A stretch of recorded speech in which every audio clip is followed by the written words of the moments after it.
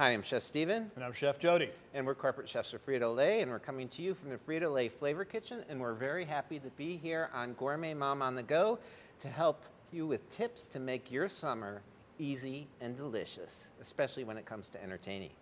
You're never going to be able to know in advance what everybody likes, so you have to have some variety. One really great summer recipe that we have is this Oasis hummus. Oh, I love that.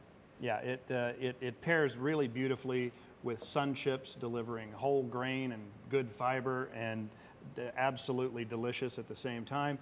We've got your favorite hummus in the bottom. It's kind of like the 7-layer dip idea, but it's got hummus, it's got guacamole. We've got a little crab salad on top, and then we dress it with a little Bloody Mary mix. Love it, love it. So you talk about going beyond the burger. You can keep the burgers and still go beyond the burger with something simple and delicious like this. I have two dips here that I call 5-finger dips that I serve with Tostitos because nothing makes a party like Tostitos. The first one is a shrimp ceviche, and the second one is a sushi ranch. Now, why do I call them 5-finger dips? Because each one only has 5 ingredients. You can count them all on one hand. The salsa is the base for the ceviche with 4 other simple ingredients: shrimp, lime, cucumbers for crunch, and cilantro. And then the ranch is your favorite ranch dip. I'm using Lay's here.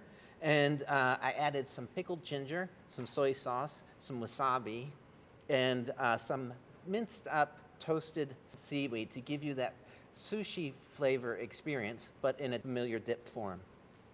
I'd like to address, and with Jody's help, the whole idea of keeping food safe during hot summer days. Yeah, there's a lot of good techniques to make sure that you serve your food fresh, because it's not fresh after it sits out in the sun for a long time. It doesn't look good. It's warm. It's not appetizing, and also remain safe.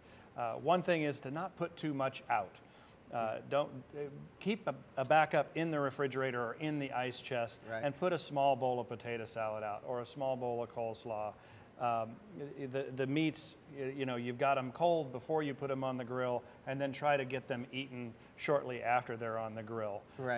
Or you can set up a big ice chest with full of ice and put bowls of larger bowls of things if you don't want to go back to the fridge all the time and replenish. So I love this whole idea, and I love everything Chef Jody's saying.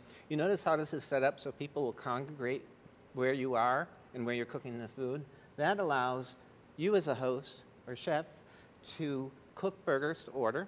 And I know the chef provided a recipe for small mini gorgonzola burgers with bacon that were inspired by foods guys love, which is what inspires our flavors for Ruffles.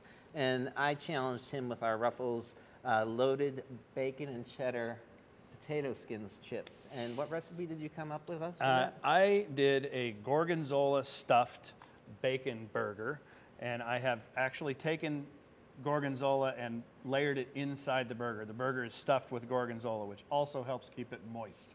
It's not going to get dry. And then I'm going to top that with a couple of pieces of crispy bacon. And then I've got some grilled onions on there for an extra little bit of grilled flavor. And then my favorite finish is a little bit of these Ruffles loaded cheddar bacon potato skin chips right on top. And I'm gonna just set those right on there. Adds a great level of finishing crunch to the burger. I love that. Well, I love little burgers because then people can graze and have a little burger and have a few of the other things rather than just this one big burger. And you know what I love about this as I'm entertaining is your guests can come up, and if they don't want the burger, you can build almost the same sandwich with chicken or with veggies or anything they want. Yeah, you can set up a whole plethora of things that they can decide to put in there. You know, these wonderful little grilled mushrooms, or some fish over here. You can make your own burger out of anything that's on the buffet table.